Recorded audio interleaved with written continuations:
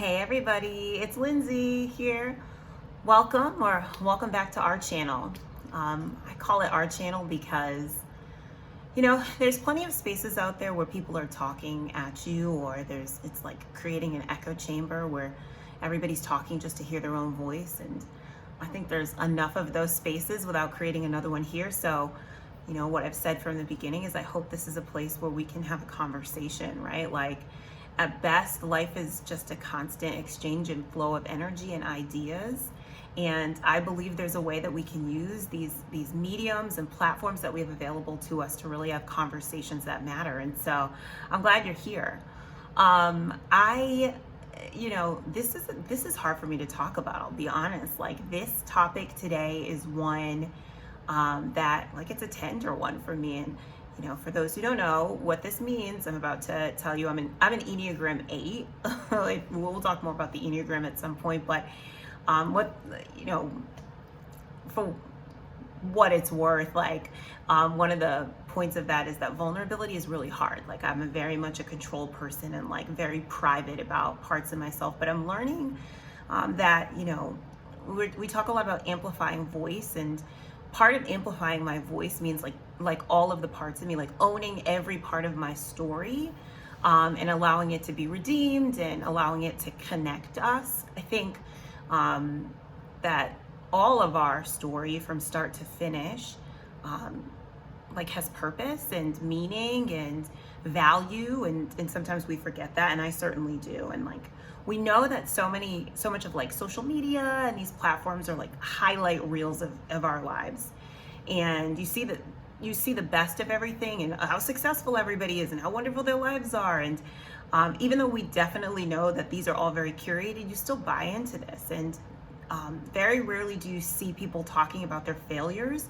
And if you do, it's often in the context of like authenticity posts, but really it's this, even that is curated to like create connection. And we want to keep it real here. So I thought I'd talk about some of the low lights, right? If you have ever gotten highlights in your hair, that's a bright, they brighten, and that, you can add low lights in, which are dark, which help the highlights to pop. And I think that's really true. Like the hardships, our failures, our losses, our challenges, the dark parts help to make the brighter parts brighter. And so so I thought, why not? I gotta go first. If I want people to be open, then it's my turn. Tag, I'm it. So so I failed the bar exam. So for those of you who don't know, I'm a lawyer. Have been for a long time. And this is all coming out of, I've been seeing over the past week or so, people who just took the bar getting their results back. And I saw several people mention that they failed the bar, and that took me back. It was a sensory memory taking me back many moons. I've been a lawyer a long time, but to a place that was a really, really challenging place for me. That's not clickbait. I failed the bar twice. And so I thought I'd talk about that, because it's not about the bar failure so much as one, letting people know you're not alone. No matter how, everybody knows this, but it's really hard sometimes to remember that no matter how glossy or good people's lives are, everybody has challenges that we don't know of, and putting ours out there, it is what connects us as people. It is what people can relate to. And I know that there are people going through the shame and the different things that I experienced from that are more applicable than just to a bar failure. So a little bit about my story, a little backstory. I'm a type A achiever, whoa. I have been a pusher since I was a baby, and took a lot of pride in academic excellence and excelling in that area. It was secret pride, but I wanted to do well, and I did. I did things that I didn't see people around me do. I went to Brown University for undergrad, and I didn't know people went to Ivy League school and stuff like that, but that was what I decided I was going to do, and I did. did pretty well there and went on to law school immediately after. I went to Georgetown for law school, so very fancy, like privileged background. And, you know, I did well in those environments because I'm like super competitive with myself. And even though I came from like a very middle class existence and like a gritty kind of New England town, I'm from Worcester, Massachusetts, like think kind of like the city, this is set in Lynn, but the city in the town, that movie with Ben Affleck, that's very much what Worcester's like. And so I was in places and spaces now with people that were very unfamiliar to me, but I was really determined to achieve. Right, like I was, when you're Black, and like for me being a Black woman, like you become hyper aware of the responsibility of not being like seen as the affirmative action baby. That was me, right? Like I have to compete in these environments because I don't want people to think I'm some sort of a quota or a token. And you know, so got through law school, got to the end, I was 24, I was kind of a baby, I didn't take time off, and I had skipped a grade and all of that stuff. So you know, secured a position at a really prestigious law firm. It was one of the top 3 at the time in labor and employment, which was wild. Like the whole thing was wild for me. Like I was all of a sudden in these environments that I couldn't have even known what that would be. Like it was like, I can say now I felt like I was on like a fast moving train. And I don't even know how I got on it or where it was going, but it was just like barreling. Sometimes felt like it was barreling at me.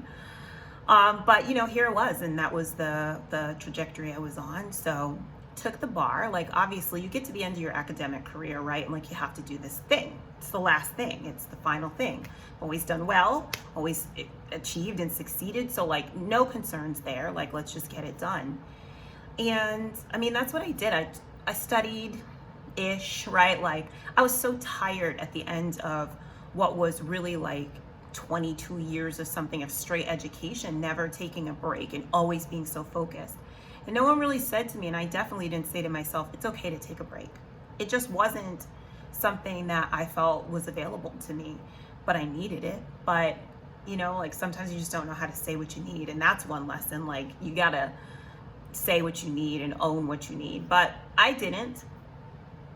So I took the exam and I felt dread like the whole time, like absolute dread. I'd never experienced anything like that, but I felt dread during the exam and I felt dread after.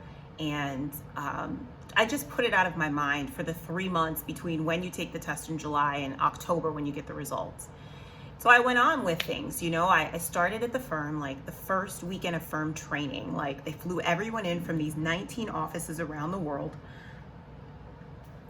This was my first like experience of like fancy, like real fanciness. You know, I remember calling my mom from the hotel and I had my own room, which was crazy to me, with a king size bed, and they'd given me a mini bar key. And I thought like, I've really made it here. Like this is some fancy-ish. And I had gone to an Ivy League school, like undergrad, but like, you know, for your first job, like real big person job, to be this, it was a lot. And so the second day of this first event, I find out about the bar results and I failed. And I honestly, even though like I had this sense that it happened, I couldn't believe it because I'd never failed anything in my life, anything, you know. And to be here in this environment, I felt like the walls were closing in. I literally didn't know what to do.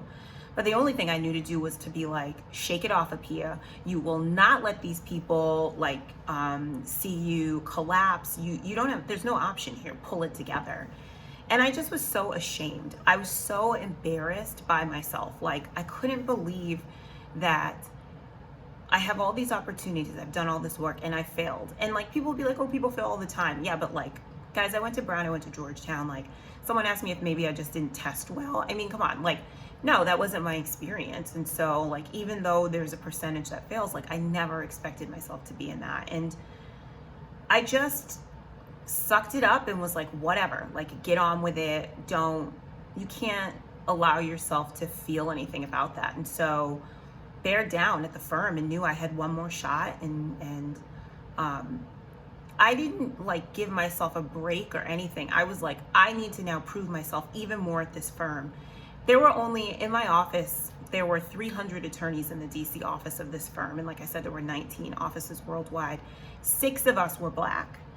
So you feel this added responsibility of like, I cannot like reflect poorly on these other 6 lawyers because everybody's looking at us to fail or to be like second class, like diversity hires. And I can't do poorly because I can't let anybody coming behind me, this be an issue, right? Like I was an issue. And so I studied and did my best, took the exam again, and I failed again. And it went from being like this thing that happened to like, there's some lesson in this because I don't fail, you know? And it, the fallout of that was a lot. Like I had to resign my job and give up my apartment and then be like, what am I going to do? I'm 25 years old. I have these fancy educations, but I can't seem to pass the bar. And like, that doesn't make any sense. I've let everybody down. And like, I remember like the second time I found out I failed, I was like, you have 2 days to like mourn this. I turned out all the lights and just like stayed in my apartment for 2 days, cried it out, did whatever. And then Monday, like steeled myself to like deal with life and be like, okay, Apia, get it together. And so, it's been a long, winding road since then. I mean, I'll be honest, that was like 15 years ago. I like you always want to like wrap the story up in a bow and be like, and this is how I succeeded, and which I did, right? Like I somehow pulled it together to like do it again. And I passed in a couple other states, and like, it was a totally different experience, which makes no sense.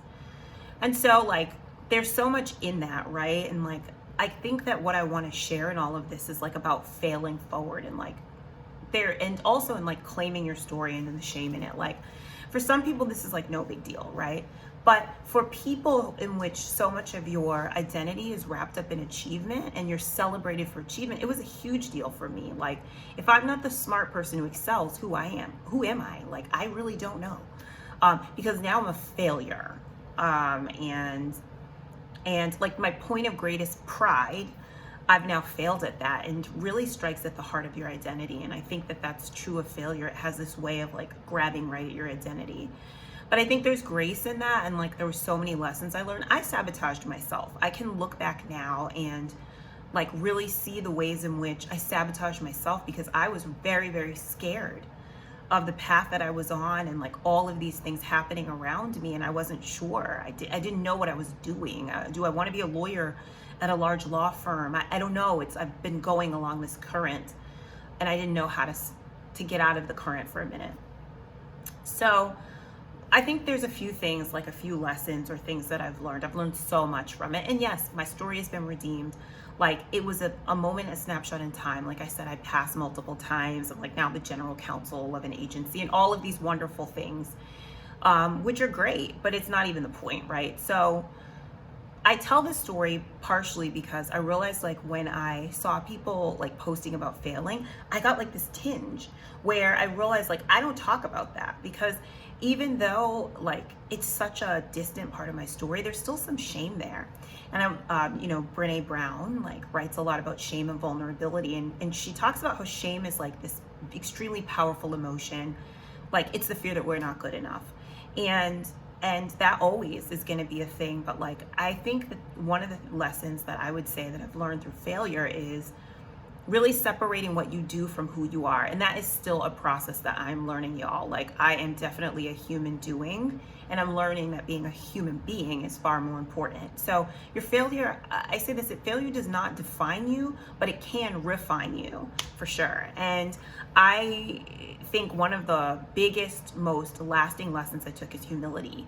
Like that you can do, and I really believe this, that like God can do anything with you if you're humble, but like pride, even secret pride is just a recipe for disaster because you'll put so much of your identity and stock in this place of pride, even if people don't know you're proud there, that, when something strikes at that, like you kind of fall apart and don't know who you are. And so like, I don't want to talk forever. I want other people to like enter and we all have like a shame story or a failure story or whatever. And like, I encourage us to share it, not to be like gratuitously out here just being like, here's all my ish, right? But really because I know like the power that there is in us collectively talking about things for real and being really authentic, it takes away the shame of it all, because like shame is one of those things that like loves to hide in the dark, and you shed light on it and it loses its power.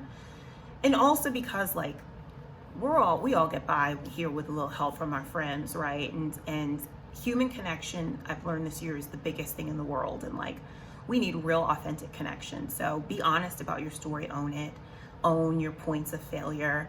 And like, let yourself fail big and fail forward, right? Like, you'll keep on like failing in the same place until you learn lessons from it, and everybody's are different. Like mine was like to not wrap my identities up so much in success, because there's going to come the point where you know, success is not your greatest teacher, failure will be. You don't want to necessarily repeat it. And also, you know, pride definitely does go before a fall, so humility is the order of the day. So that's kind of like, I mean, that's a snapshot of that story. There's so much, like every single part of our lives, right, is like an octopus with tentacles upon tentacles upon tentacles. And we can really delve into that. But like, even for me, like I feel so much power right now, just like putting this out there. I failed the bar twice, right? And like that can happen, and you can be okay, and feel what you feel about that. And if like, I guess the question I would pose for the comments are like, you know, like, share some of your story with us. Like, what's your failure story, or some lessons you learned from failure? Like, join in the conversation with us. Thanks, guys.